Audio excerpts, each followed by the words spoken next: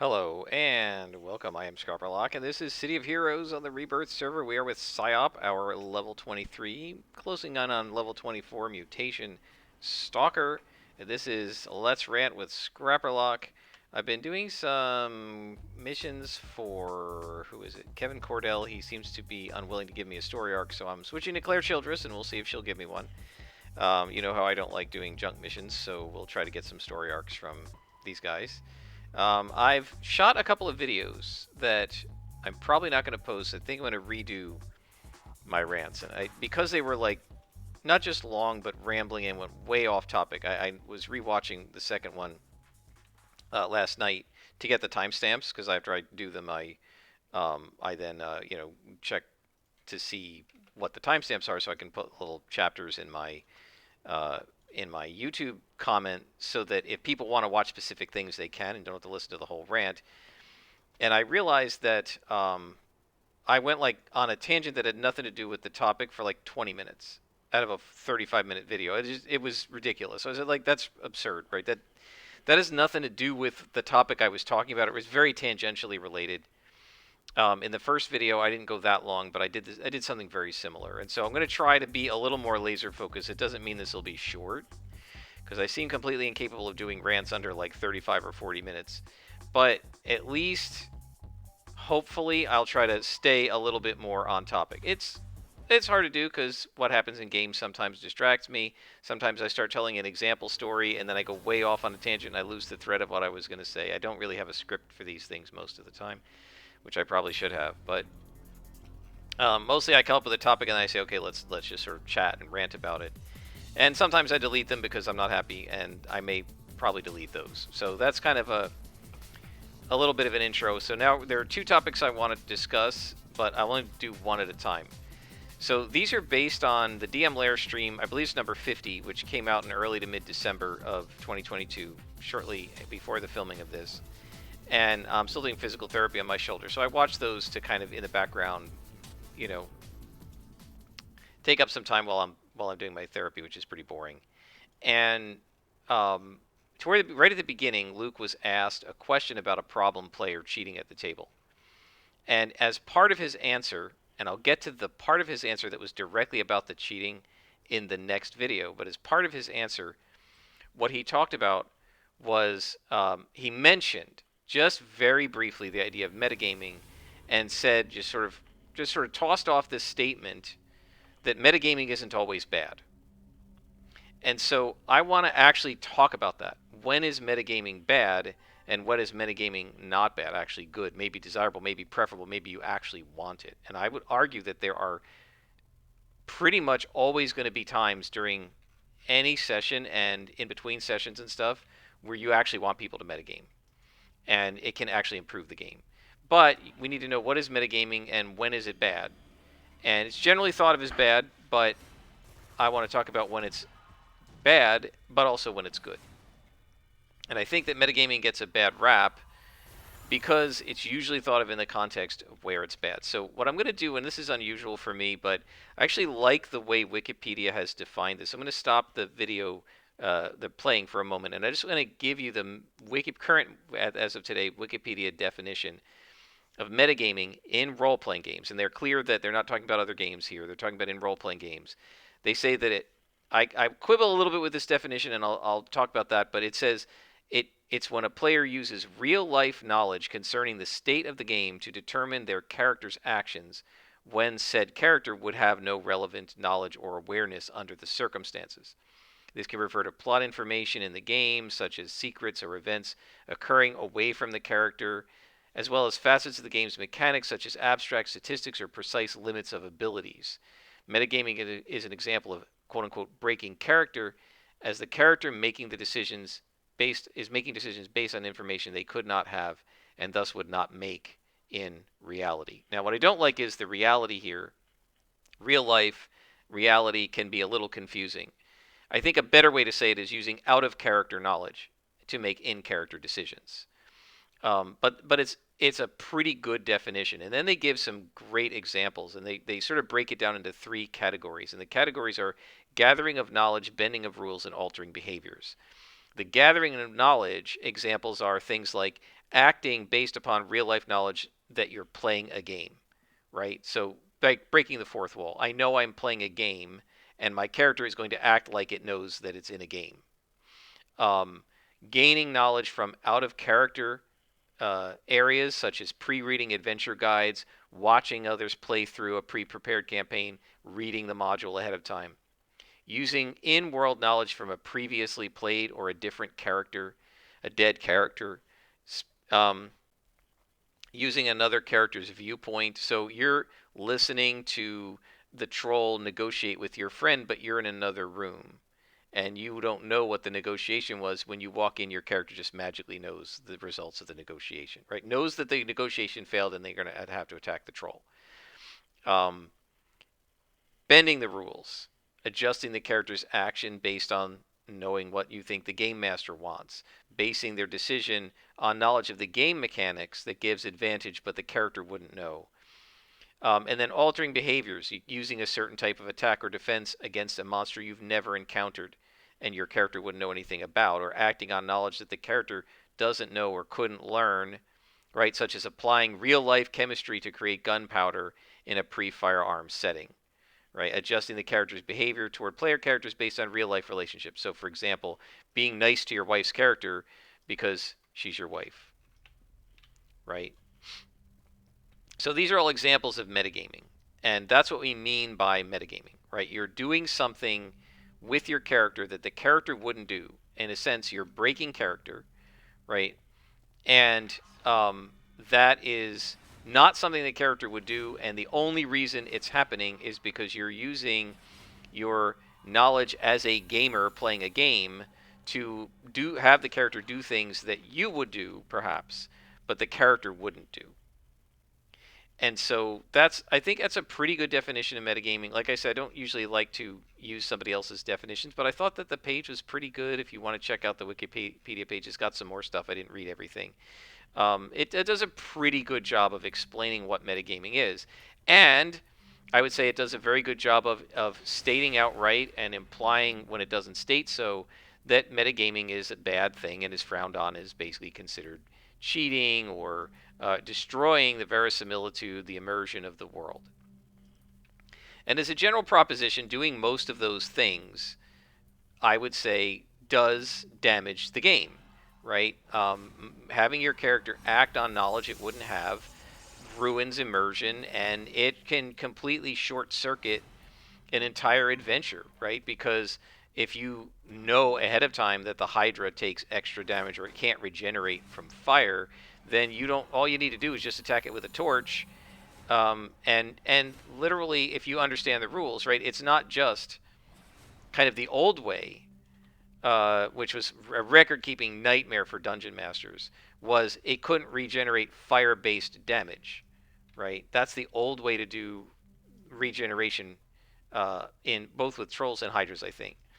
And I'm pretty sure for trolls, and I think for hydras as well, right? The idea was the GM was supposed to keep track of which hit points of damage were done with fire damage, and those couldn't be regenerated, but non-fire damage could be regenerated, which led to the whole party attacking the troll with 1d4 torches or whatever instead of their swords. But the current rule is if the hydra has taken fire damage during the round, it cannot regenerate at all. So you end up with what could be a very metagamey situation.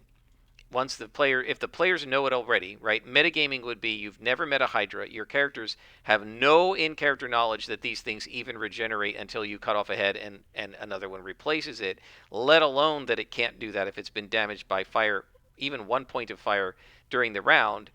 And what you end up with is a party of everybody attacking with their main attack and somebody just poking it with a torch to do a point of fire damage every round to make sure it can't regenerate. That is not what would happen in a novel. It would not happen in a movie unless it's a comedy, right, or a spoof of D&D or something, because it's just silly, and it's not what would happen in character. It's not what the characters would do. It's what the players are doing because they understand this goofy mechanic of if it takes one or more hit points of fire damage during a round, it cannot regenerate. right? So you're having your character do something the character almost certainly wouldn't do, and it absolutely wouldn't be done if it was a movie or a novel, because it would look silly, right? And because the only way you could explain them doing that would be to have the characters explain to the audience that this is how it works, right? It's just so goofy, right? It would never happen in character, but you're doing it because for out of character reasons, you understand how the rules work. You've read Monster Manual ahead of time. You know how to stop regeneration, and you just do it by hitting them with fire. Or if it's an undead creature, you make sure they take at least 1 point of radiant damage every round so that they can't regenerate, right? Like if it's a revenant or something. And so um, that's very gamey, right? And that's an example of metagaming, because you're using this knowledge of the game mechanics that your characters wouldn't have. It certainly wouldn't have it to this degree of subtlety, right? They might know hydras regenerate, and they might know that fire stops them from regenerating in some vague way. But they wouldn't be able to tell you that as long as you do 1 hit point of fire damage per round, they won't regenerate at all, right? Because that's a game mechanic that is designed to mimic the idea that fire hurts hydras in a way that they can't regenerate, right? And the reason they changed it from they can't regenerate fire damage to they can't regenerate at all if they take fire was probably just to make the GM's life easier. Oh, we're fighting Taponzers. I forgot about that. This guy, I like him, the owner. Um, this gets us a badge, which is pretty cool. It's called Owned or something. Um, the the uh, the mechanic is written the way it is in the monster manual for only one reason, and that is to make the accounting, the bookkeeping job of the GM as easy as possible, while still having this mechanic of being vulnerable to fire when you're a regenerator, right? And so, I guess in play, right, in playtest, what they figured out was that trying to keep track of which damage was fire and which damage wasn't, so which damage could be regenerated and which damage couldn't when there were multiple damage types flying around the battlefield, was just too much of a hassle for the GM. So all the GM has to do is just make a little check mark next to the round number, or a little check mark next to the hydra's name, or whatever, right? Just write down round 1, 2, 3, 4, 5, and just put a check as soon as fire damage is done, and you know it can't regenerate, right? So it made the bookkeeping easier. But the characters wouldn't clock that as the actual mechanism, right? Because there aren't hit points in character, right? Hit points don't have an in character meaning. Hit points just have an out of character meaning, right? That's a representation of an in character fact, which is your characters taking damage and getting closer and closer to being knocked out, right? And the fact that hit points don't have an in character meaning is emphasized by the fact that there's no penalty at all to taking damage until you go to 0, right? Mechanically in the game. So it's an artifice. It's already sort of just a sort of a simple way to make it easy to recognize when the character is close to being hurt and when the character isn't, right? And different GMs run it different ways. There are some GMs who like to impose penalties as hit points go down. A lot of people don't like that, and it's really probably not a good idea to do in D&D because the mechanics don't really support it. As opposed to, say, Savage Worlds, right, where you're taking wounds and the wounds give you a penalty, so you've actually been wounded, right, because you're now -1 to everything you do. You can't run as fast and so on because you've taken an actual wound that's actually doing damage and weakening your character. In D&D, at 1 hit point, you're just as effective as at 100 hit points. And so some GMs narrate the hit points as taking physical damage and being bloodied and having arms sprained and stuff like that. But other GMs will often not narrate it that way, and instead will narrate it more like as you're taking hit points of damage and getting closer to 0, you're basically using up, what did they call it? Like, you're using up your heroic luck, right? Your cinematic maneuvering that you do, like Matrix style, where you dodge the bullets, right? And you only have just so much like cinematic juju, and then when that runs out, you get hit, and you can't. You're now exhausted. You're too tired to dodge that last bullet, and it hits you, and then it puts you down, right? And that makes it more of a cinematic game.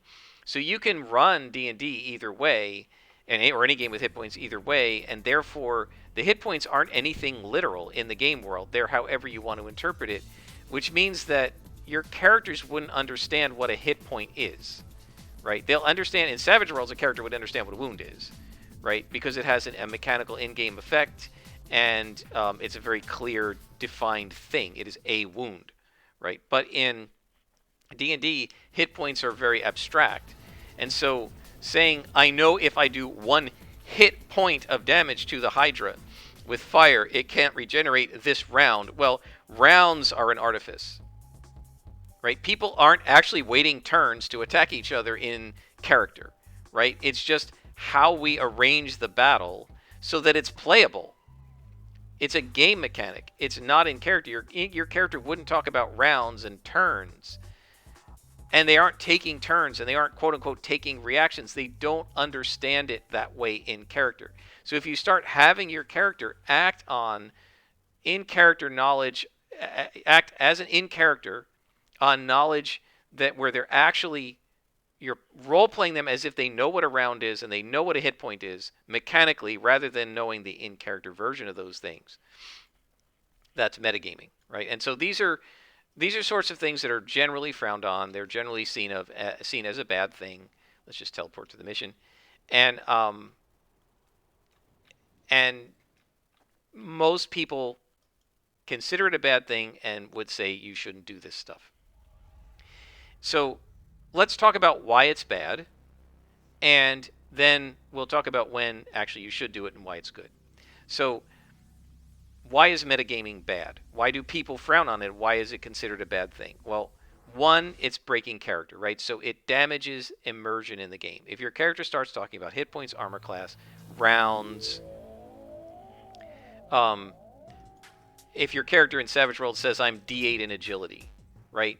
That breaks the fourth wall. It breaks immersion. It breaks character. It jerks everybody out of the game because your character wouldn't be talking in those terms, and it doesn't make sense that your character would be talking like that, right? And so it ruins the in-character immersion. Now, some groups are very casual, and they're not really role-playing, and they're just sort of gaming D&D, and in that sense, then, that doesn't really matter.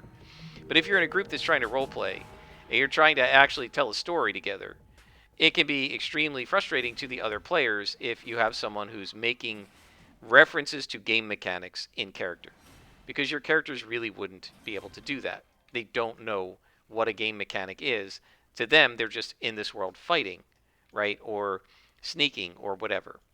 Right? So my character might know that because she has indomitable will, she's no longer subject to the stuns and the holds that enemies were putting on her early on, but she wouldn't tell you she has a Mag 7 hold defense. Right? She doesn't understand it that way.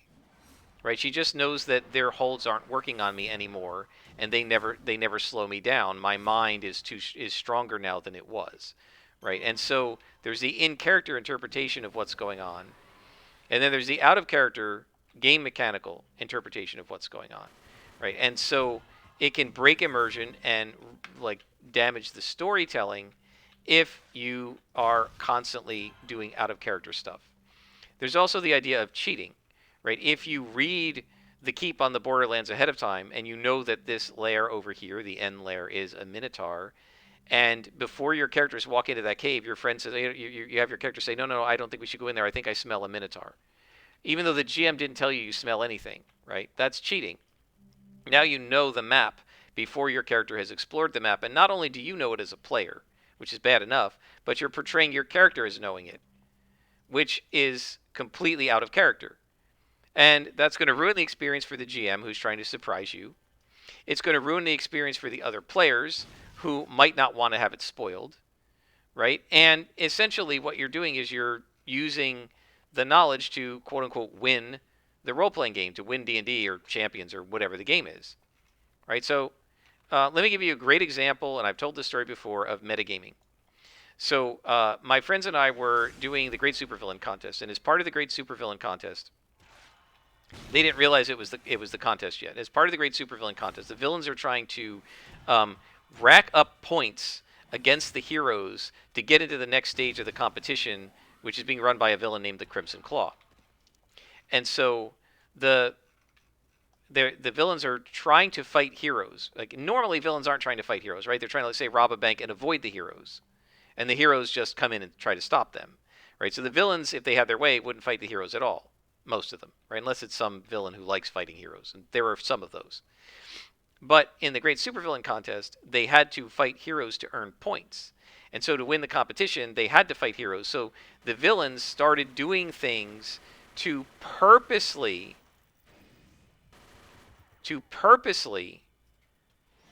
make the heroes show up so they could fight them, right? And so these guys attacked an airport and threatened to blow it up if the heroes didn't show. And they did it on purpose. And there were 12 villains, and it was 6 players running 2 heroes each. So we called it the forever after the 12 on 12. It was a famous, maybe infamous, battle that I ran for the Great Supervillain Contest. And it was it's probably the biggest battle we ever had. We had 6 people crammed into my bedroom, which was actually downstairs in the old family room because we didn't have enough room for me to have a bedroom upstairs. So it was a pretty big room. They were all crammed in. I was the GM, and there were 7 of us, and it took 2 days, right? So we played on Saturday. By the time the battle started, it was halfway through the session. By the end of the session, we were, 6 or 7 segments into the battle, maybe 8, and we had to finish the second day on Sunday. Now, because there were 12, I needed 12 villains. I didn't have enough villains of the right power level to challenge these heroes. And so, because they were our two most powerful groups, the Crusaders and Gamma Force. All of them were like 400-ish point heroes at that. They were pretty powerful. And so I didn't have enough of my own powerful villains to fight the heroes. I had some, but I didn't have enough. And so I went into the enemies books, which all of us had, but I think it was fairly recent that we bought them, right? It wasn't like we hadn't had them for years. It was just they'd come out a year earlier or something, and we had them for a few months, and not everybody bought them at the same time. So we all had copies of enemies, right? We all technically had access to the villains and had probably looked at them, and some of us had used them before. 2 of the villains had already put in an appearance, Ankylosaur and Wyvern. And I knew they were pretty tough, so I decided to use, and they were out. They hadn't been captured, or they'd broken out of jail or whatever, so they were available. And then I brought in the most powerful villain in the enemies book, Firewing, which no one had dared to use yet because he was so tough. But because of the way the 12 on 12 worked, I thought they could handle him, because I figured, logically, they could take out the weaker villains and then gang up and focus fire on Firewing. With 12 heroes, by the end of the battle, there would be 5 or 6 heroes left, probably against Firewing and 1 villain or something, and then they could take him out. So I figured logically they could take him. So, and I didn't bring all the villains out at once. It started with about 7 villains, and then a couple of villains came in later. And Firewing came in at the end, right? Like right before the end of the session, he showed up and decided, so what had happened is he wasn't part of this villain group, but he wanted to earn points. So what he had done was he knew what was going on, and he waited for the battle to start, and then he came in to like steal some points, right? To grab some of the points. So he wasn't really with the villains, except for the fact that he was against the heroes, right? Enemy of my enemy is my friend. So he shows up. Everybody's like, "Oh crap, it's Firewing," right? Because they didn't know how powerful my villains were, although they knew they were pretty tough. But they knew Ankylosaur and Wyvern because they'd fought him before. But they didn't know, they hadn't fought, they knew Firewing was super powerful and they hadn't fought him before, and they were all kind of scared. Right? Oh crap, it's Firewing. He's powerful enough to take a whole hero group on by himself, right? And there are 11 other villains here. At this point, I think a few villains may have gone down, a few heroes may have gone down. Remember, everybody's playing 2 heroes, so one guy going unconscious doesn't matter. You've still got somebody in the fight. And that's one of the reasons I did it this way, so that nobody would be bored if their character went down too early. So the session ends at like 6 o'clock at night on a Saturday. We're all in high school. And we agree to meet again at, say, 2 o'clock the next day to finish up. And everybody could make it magically, right? Even the one guy who hardly ever made it could make it both days, and he definitely wanted to see the end of the fight. So the fight's over, and we go home, right? And we have dinner. And that night, my best friend, the guy I still play D&D with, he's on the phone with me. I don't remember if I called him or he called me. And of course, because it was, what was going on, we were talking about the 12 on 12 and what we thought was going to happen. And in the middle of the conversation, he says, "Oh, that's right. Firewing takes 2x damage from magic. We should have whichever hero that does magical powers attack him." And I said, "What?" He said, "I forgot Firewing takes 2 times damage from magic. We should have whatever, the Enchantress attack him." And I said, "Buddy, are you looking in the enemies book right now to see the weaknesses of the enemies that I put in here?" Now, we didn't have a word for it other than cheating back then, but that's metagaming, right? Your characters, Acheron and Titanos, have never fought Firewing before. In fact, no one in our shared universe had ever fought Firewing before because no DM had brought him out before. GM had brought him out before. Nobody had dared because he was so powerful. Turned out he wasn't that powerful. He looked more powerful than he actually was on paper. A lot of the villains and enemies were like that. So, like, we all had seen him, but you shouldn't be studying up on him. All right, you've seen him before. You've read his stat block 6 months ago when you bought the book, but you shouldn't be studying up on him now. Your characters never met this guy. They don't know who he is. They might not even at this point know he has fire powers. I don't know if he announced his name, and he might not have done anything yet because he had just come into the battle. So how in the world would Acheron know to tell the Enchantress or whatever character to attack this guy with magic powers? Right? So I said, "Are you reading?" He said, no, I just remembered it." Well, let me explain one thing. Reading is bad enough, but even if he had memorized the stat block, you're still not supposed to use your knowledge as a GM running Firewing in another campaign, in my campaign, with your character. Your characters wouldn't know this, right? And it's literal cheating. You're using information you're not supposed to have. So that was him metagaming. He then mentioned, "Oh yes, and Ankylosaurus takes damage from Sonic. We should have Sonar attack him," and whatever. Is he claiming that he remembered all of these? Now, guys, there are 32 villains in the original Enemies release from like 1983. 32 villains. Each one of them has their own vulnerabilities and susceptibilities, right? What are the odds that my best friend just happened to remember Ankylosaur, Wyvern, and Firewing's weaknesses? 0. He was reading the book, looking up the enemies he knew he was in the middle of fighting because the battle was in the middle, figuring out their weaknesses, and then planning how to use those weaknesses against them so they could win the battle. Now, there's a couple of things going on here, right? I'm sure he didn't think about it this way, but the unstated implication of this is that he's a better GM than I am. He doesn't trust me as a GM. He thinks I made the battle too hard, and he needs to make it easier. Right? Because if he trusted me, he wouldn't need to do all this silly stuff to make the battle easier because it's fine, right? So there's some of that in there. But the other implication is he wants to win champions, right? What he wants to do is win the fight. And he's going to do whatever he has to do. So that's metagaming. I then metagamed back, right? I didn't tell him I was going to do this, but I then went into the book and I switched up their weaknesses, which is metagaming, right? They have in-character weaknesses. Firewing is weak to magic for a reason. And Ankylosaur is weak to Sonic for a reason. It's written in their backgrounds, whatever, maybe the Ankylosaur, it's all his devices or whatever. I don't remember if it's Sonic. I'm just making that up. But Firewing was magic. I actually looked that up recently to tell this story. So, and let me state, in Classic Enemies, which is a reproduction of all 3 Enemies books from the old days in 4th edition, it says it's magic. I don't remember what it was in the original Enemies, and I no longer have that book. I'm assuming it's the same. I could be wrong. Somebody correct me if you know. So I metagame back. What I did was I said, okay, I'm going to change the weaknesses of all these characters, right?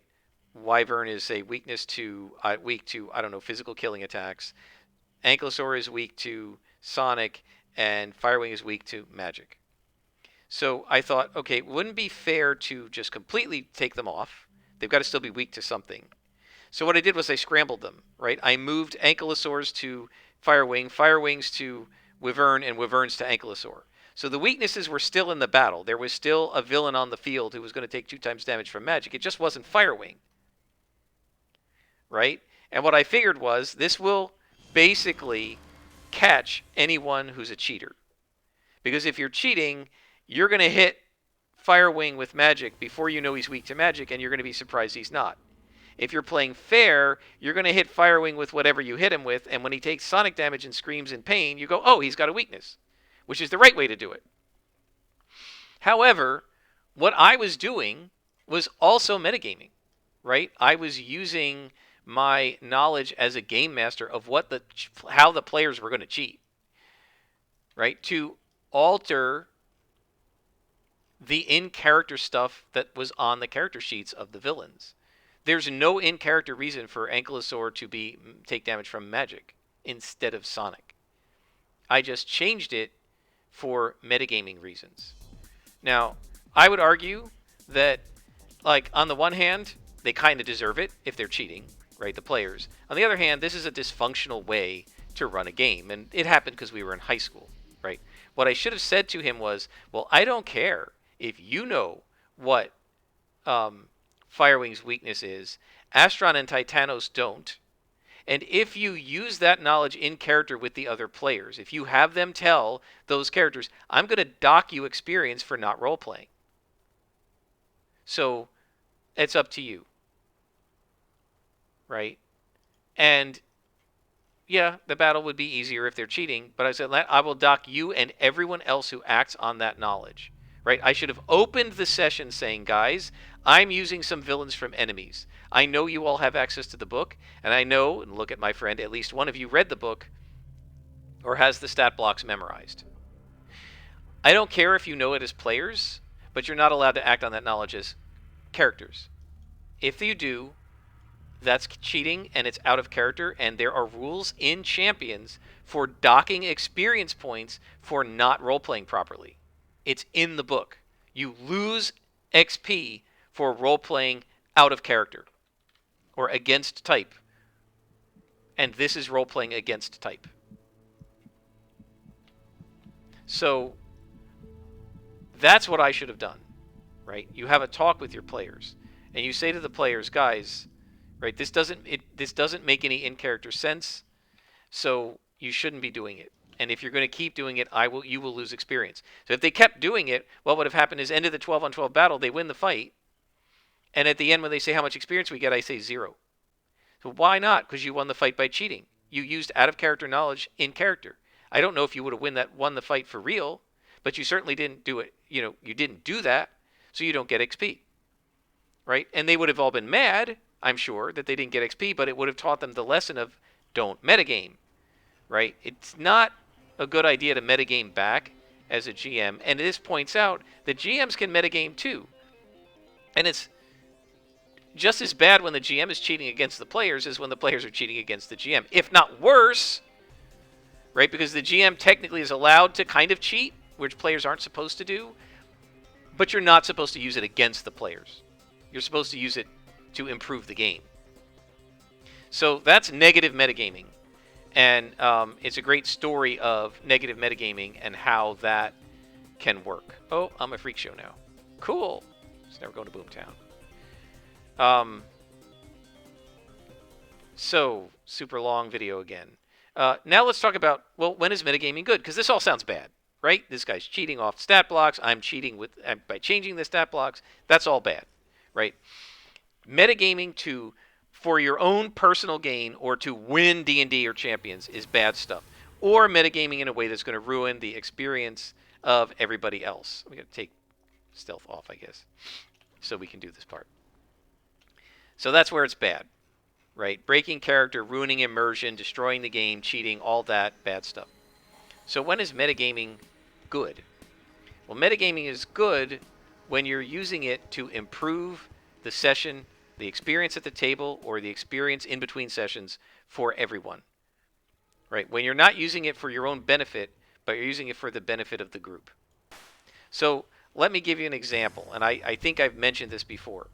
My players were getting ready to assault what they knew was either an adult or an ancient blue dragon lair, and they'd already defeated a red dragon, but they got the sense, wasn't true, that they thought this blue dragon was tougher, and they were concerned because they were fighting. They fought the red dragon in the middle of a volcano by itself, but the blue dragon, although they thought it was by itself was in a city full of Yuan-Ti.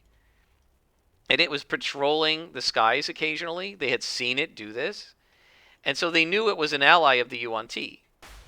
And their concern was, if we get into a fight with this thing in the middle of town, and it starts making a bunch of noise, right?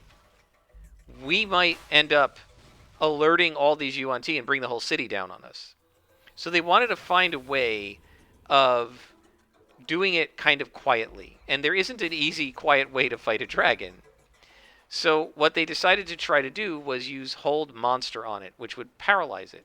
My best friend's sorcerer had the Hold Monster spell, no problem. But Hold Monster is a concentration spell. And in D&D, magical characters can only concentrate on one spell at a time. And he had a different spell he wanted to concentrate on, Animate Object, so he could animate parts of the lair and bring them to bear against the dragon and do more damage to the dragon, right? Give him more enemies to fight, beat him up faster, etc. So he can't both animate objects and hold the dragon. So he said somebody else, they had a ring of spell storing. He said somebody else should take the ring of spell storing from me. I'll put Hold Monster on it, and you can cast it and hold them. Right? And this way I can concentrate on my other spell and somebody else can concentrate on Hold Monster.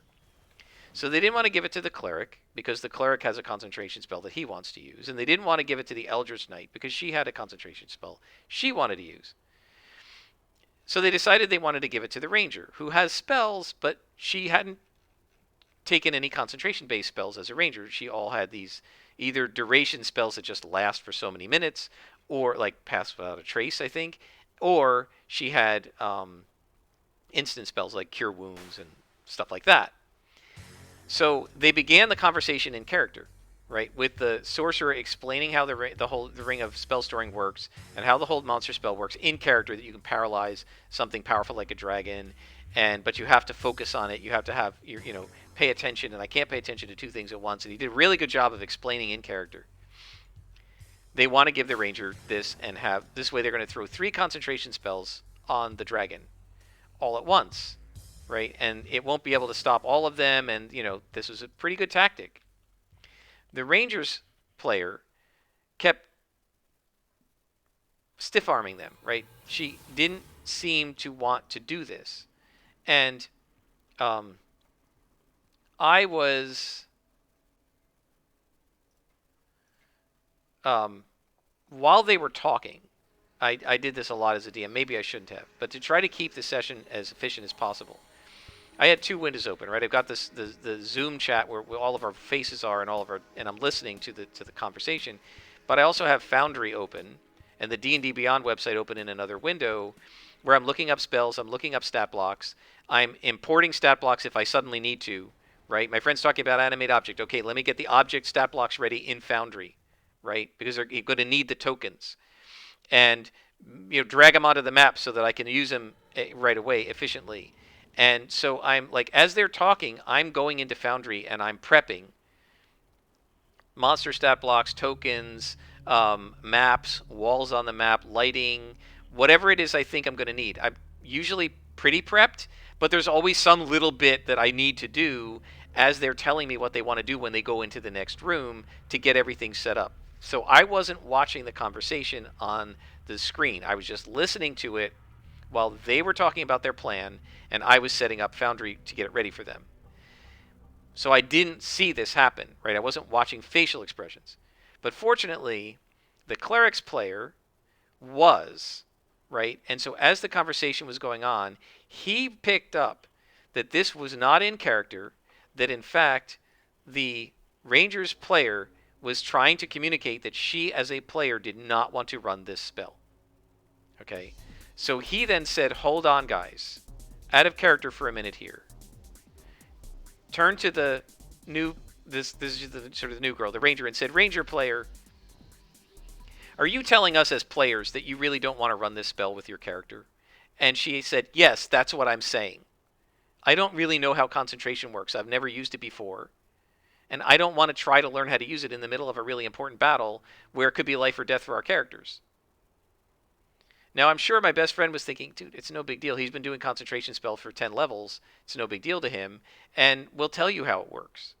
But she was like squirming, right? I then looked at the video as this was happening and saw that she was, practically squirming in her chair and realized, okay, I didn't see this. So this was metagaming, right? What they decided to do then, right? Immediately the Eldritch Knight said, well, then I'll do it. My concentration spell isn't that big of a deal anyway. Right? Whatever she was going to do, she said, it's not that big of a deal. Just give my character the ring. It's fine. My character will do it. And so that's what they did, right?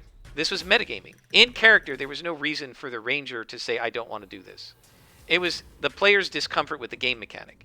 The ranger wouldn't have been uncomfortable with a concentration spell. She probably knew how to do it because there are concentration spells in the ranger repertoire, and she could have memorized them anytime she wanted, right?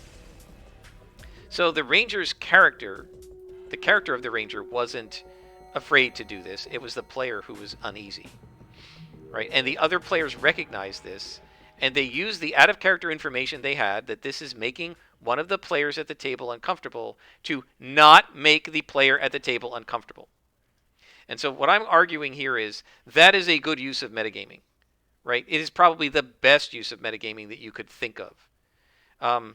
Although I'm not a fan of formalized things like X cards and stuff, that's another example of metagaming that is potentially positive metagaming, right? If you're letting the other players at the table know that out of character, I don't like this, and I'm not enjoying this, that's an important piece of information, and we need to have it, right? And no matter how much you want to stay in character, it doesn't do you any good to be brutally, slavishly dedicated to being in character and causing that to make the table not have fun. We're playing these games to have fun and to have an enjoyable experience. And so using out-of-character information to give yourself an enjoyable experience is perfectly acceptable. I am not going to be able to tag this guy, am I? He's inside the crate. I don't know if I'm going to be able to save the crate because he's inside of it and I can't target him. That's a good bug. So this is what I mean by good metagaming. When you are trying to help each other have fun, and you're using out-of-character information to do that, that's good metagaming. Right? It's not cheating. Right? Cheating, this wasn't about cheating. This was about doing something at the table that would be more enjoyable for everybody. Right? So the player's made uncomfortable by whatever this thing is. Leave her alone. She doesn't have to do it. Right? It was out of character. Right? They didn't do the in-character thing. It was trivial out of character, right? It wasn't a big deal. Right? And it certainly wasn't the optimal thing. But it was something, when they did it, it made everybody happier, right? It turned out it didn't work, right? They tried Hold Monster and the dragon saved. I didn't even need to use his legendary save. He just rolled high. So just, they got to try it. And it didn't, I'm sitting there saying, well, this is a moot argument because he has legendary save and I'm just going to make him save. I'm not going to let them hold the dragon on round 1 and just kill it. There's no point. Then we might as well not have the battle, right? And I think they all kind of knew that. And I suspect my best friend would say the only reason I even proposed this in character is because, because I know the dragon has legendary saves, but my character doesn't know that, right? Or doesn't know what a legendary save is, and he would think it might work, right? And it might work, right? If they had thrown enough at the dragon that he had their legendary save 3 times before they hit him with the hold person, it might have worked if he had failed the roll, right? But I think they all kind of knew it probably wasn't going to work, except maybe the Rangers player, because I don't know if she we didn't use legendary saves that much over the course of the 55 sessions. They fought a few legendary monsters and a few legendary saves happened, 3 or 4 times in the entire campaign did I actually have to trigger a legendary save, because most of the time the villains who have legendary saves have really high saving throws anyway, right? So I don't know even if she recognized that that was a mechanic that would probably come in and that you don't have to really worry about the concentration, because the odds are, he's just going to save and it won't matter, right? It's probably going to be a moot point. But my point is that that was a method by which my players used out-of-character information to alter in-character decisions in a very good way, in a way that helped the game session by improving the experience of the player who was made nervous by the original in-character suggestion. Don't ever be such a slave to in-character and avoid metagaming that you're going to make each other miserable. So that's a great example of metagaming that's positive, right? That's positive metagaming. You're helping things happen at the table. Let me give you another example of metagaming you absolutely should do. Your characters are in, your party in D&D or in Champions, your superhero group, you're in your base or your castle or the tavern, and the GM presents to you a rumor, an alarm happens. There's a fight in the middle of the town. Goblins are attacking. Or Champions, there's a bank robbery. As a player, you know that this is the GM telling you it's time for the adventure, and this is the adventure I have planned. Maybe in character, none of the characters would go do it. But as players, you know this is the adventure the GM has prepped. You go on the adventure. And you do that because it's courtesy. The guy worked all week on this adventure, right? Or the girl worked all week on this adventure. Why are you going to not do it? Right? As a GM, every GM is better at what they prep than what they didn't prep. Right? So if you know that the GM has prepped this adventure, you know you're going to be in for a better experience going on it than you would be if you do something the GM doesn't expect you to do and they have to improv everything. I mean, some GMs are great at improv, but nobody's better at improv than they are at doing the thing they prepped, because they prepped it. Right? So unless you have a GM who's like Trevor Duvall who just improvs everything, then it might not matter. But if you have a GM who's prepping stuff and you know the GM prepped this adventure, go on it, even if it's a little metagamey to do that, because you'll get a better experience doing what the GM expected you to do this session, because the GM's ready for it. I drew out the map of the bank. I statted out the villains. I've got NPCs in the bank who might come to your aid or whatever. I've got the police ready to come in on phase 8, right? It's all prepped. If you don't go down to the bank robbery, I don't know what we're going to do this session, because I didn't prep anything else. Right? So as a player, you don't go, well, my character doesn't want to do bank robberies. Got another bug here. This is really pretty bad, spawning inside the thing. So I would argue that that's another example of metagaming that's good metagaming. That is, as a player, you know what the GM wants you to do. You try to do it if you can at all possibly justify it in any way. See if I can get him to chase me. Yeah. Don't be such a slave to your character's background, backstory, personality that you won't go on the adventures the GM is putting in front of you, or the scenarios or whatever. Because you're going to have you're going to degrade your own game experience and the game experience of everybody at the table if you guys don't go on what the GM prepped. It's just basic, right? I've got the whole map of the Caves of Chaos with everything in here. You're in the keep on the Borderlands. They tell you there's a cave out there that you could go exploring. I didn't give you a really good reason to explore it, right? Nobody's offering you a reward or anything like that. It's just there's a cave and you could explore it if you want. Yeah, go explore it. That's the adventure that's prepped. Don't say my character doesn't like exploring stuff. First of all, don't make up characters that don't like exploring stuff. But even if you did, find a reason why your character would go. Let's go. Because that's the adventure the GM has prepared. So that's another example of good metagaming, right? Helping the table have the fun that they want to have by going on the adventure, right? Be the character who says, let's go. That's good metagaming, right? Even if it might not be in character for you to do, for that character to do at that moment, right? I started doing this with my Blade Singer in my best friend's Candlekeep game. I was totally metagaming, right? when nobody else in the party, not the fighter, not the rogue, not the druid who could shapeshift into a bear, everybody was tankier than she was. Everybody had better armor class and was better than she was in combat. Other than she was good with her sword, right? But she was still the wizard. She was still the squishy. Nobody was willing to open a door, and we were in this haunted house. We hadn't been attacked by anything. By the time we got to the second floor, it was pretty clear the place was mostly empty. Nobody would open doors. And after opening a door, nobody would go into any room and look and check and examine it to clear the room so we could go to the next room. We're all standing around, staring at each other, waiting for somebody to say, I go into the room. Right? So what I started doing was just having my character open the door and walk in. If there's something in there, I'm just going to trigger it. If there's a trap, I'm just going to trigger it.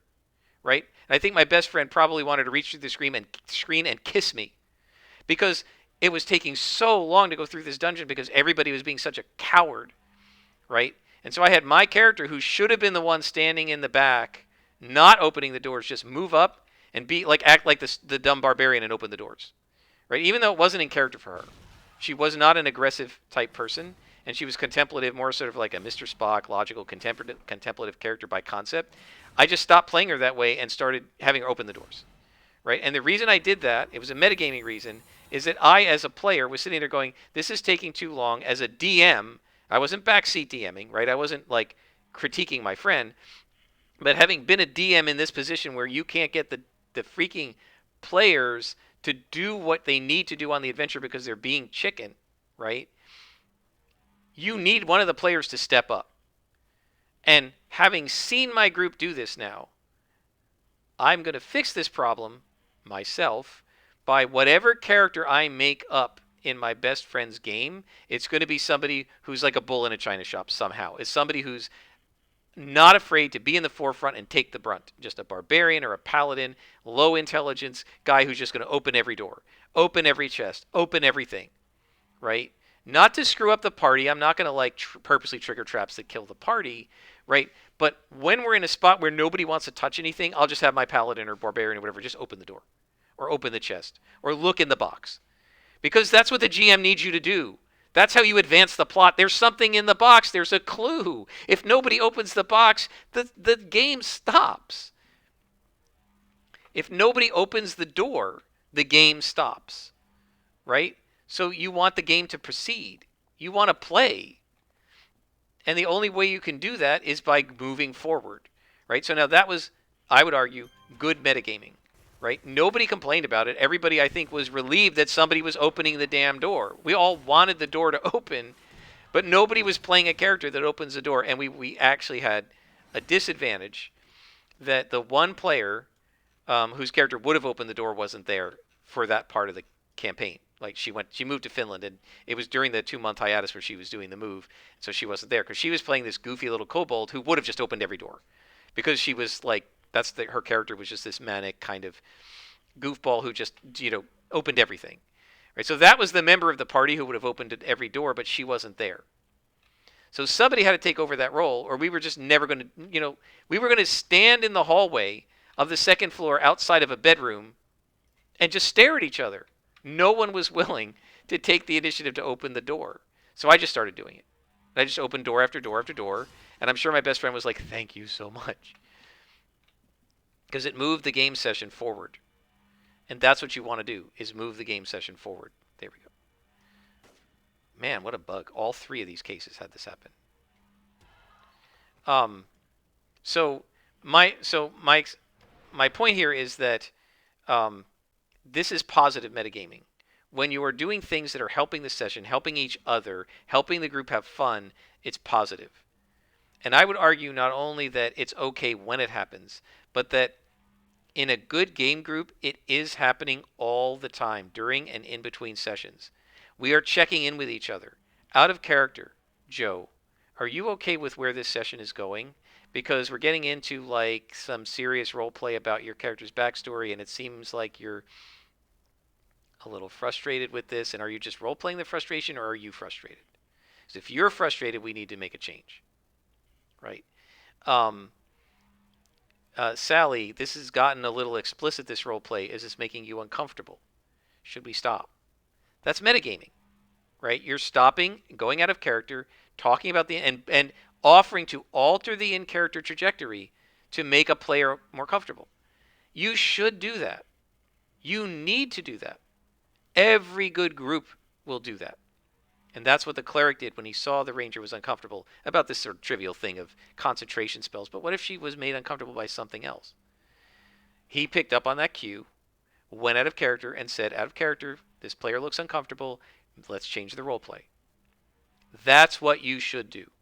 In between sessions, you should do it. Let me give you a great example in between sessions from the Chain of Acheron. I've told this story before, so I'll try not to be too long. Matt Koval had made up this thing called the Dark Dream, which was a Mind Flayer ship, and it had like tentacles and stuff. And it was really cool, sort of dark science fiction type deal. And I'm waiting here, by the way, because there's going to be an ambush on this case. I just don't see them coming, though. So let's maybe, I guess we'll just keep an eye on it while we kill everybody else in here. It's pretty quick to do as a stalker. So his plan as a game master was this thing was trying to attack their ship that they had, because they had like a sailing ship, and they were in the astral plane, and this thing was trying to attack their ship, and he had written up, you know, an adventure where they were going to go onto the ship, the Mind Flayer ship, take it over, beat it, and it was falling apart. And he had it falling apart on purpose because he didn't want them to keep it, right? He just wanted it. It was just part of the adventure, and it was going to disappear. But the players got really inspired by this thing. Look at this. It's claiming there are freaks here, but there aren't. Are they stopping over here? Are they getting lost? Oh, they're getting lost. It might be because I'm... Oh, they're shooting this thing. They're shooting the wrong thing. He expected it to be over and done. But they weren't quite finished with it. In between sessions, his players went to him at lunch, and they said, we've been talking, and we think this ship is really cool. Can we use it as our base? We think it would be badass. And he said to them, well, no, guys, I mean, you know, I wasn't planning that. Look at this. Are we bugged? Just great. He said, no, guys, I wasn't planning on that. And I like how there are... Oh, it looked like 3 of me, but that's the display case. Okay, maybe it's just these guys we have to kill. He said, yeah, I'm not really planning on that. He didn't want to do that. But they said, please, we think this would be really cool. And this is metagaming, right? It's not in character, right? It's out of character. We players think this would be cool. Can we do it? And Matt thought about it, and he said, well, if you want to do it that much, okay. And he let them do it. And it became their base. So my point is that's good metagaming, right? Because the players are communicating to the GM what's going to be fun for them in game, and the GM is giving them in character the thing that they said it would be fun if he gave them in character to do. That's good metagaming. It's helping everybody have fun, and they had a ball, and it was really cool too. I watched those episodes. It was really cool when they took it over, and then they like parked it in the docks at Capitol, and it was like everybody was impressed, you know, because it was this weird ship with tentacles and stuff on it. And it was like scary, and they wanted that because they were a scary group called the Chain of Acheron from like one of the levels of hell, right? And they had a tiefling with them and stuff, and so they were supposed to be this impressive kind of like dark mercenary group, and it like added to the mystique of their group, and so they were all cool. They all thought it was cool, and I thought it was cool. So my point on this is that metagaming is fine, and in fact necessary, and in fact advisable when you're using it to improve the experience at the table. So what makes it good metagaming or bad metagaming? It's not just the fact that it's metagaming, it's how it's being used. If you're using the metagaming to damage other people's experience, destroy the verisimilitude at the table, wreck the in-character stuff, break character, cheat, win D&D or Champions or Star Frontiers or whatever, that's bad. You shouldn't do that. But if you're using metagaming to make other players comfortable, to give everybody a good time, to help move the session along or improve things in between sessions so that everybody has fun in the next session, that's good metagaming. And I would argue you can't play D&D without it. You can't play Champions without it. There's going to be metagaming. You have to talk about the game. You have to use out-of-character knowledge sometimes to play the game. The question is, how are you using it? Are you using out-of-character knowledge to cheat, to win the game, to make the battle easier, to second guess or think you're smarter than the GM. He made this battle too hard. I've got to cheat to make it easier. That's bad metagaming. Or are you using metagaming to say, let me help the GM move this session along by doing the thing I know he expects me to do or she expects me to do? The GM expects us to open this door here. I'll open the door. I'm going to trust that the GM isn't going to do anything bad to me. That doesn't mean there isn't a trap, but the trap probably isn't going to kill me in one shot, right? And if it does, well, you know, the GM has a plan for that too. An afterlife or resurrection or whatever, right? Or just, I'll make up a new character. But the point is, you're metagaming positively when you're helping the session, helping each other, helping the GM. You're metagaming negatively, basically, when you're helping yourself. That's really what it boils down to. Is it selfish or selfless? If it's selfish, you shouldn't do it. If it's selfless, you probably should. I think we're going to leave it there, guys. It was longer than the last one, I think, or at least as long. But at least I didn't get sidetracked and I was talking about metagaming the whole time. So hopefully this will be a little bit better than what I originally shot. I'll probably listen to them both and see which one's better, but I think this one probably will win. Not sure which one you're going to see. You'll find that out, I guess, after I post. Until next time, I am Scrapperlock, and this has been Let's Rant with Scrapperlock on the Rebirth server.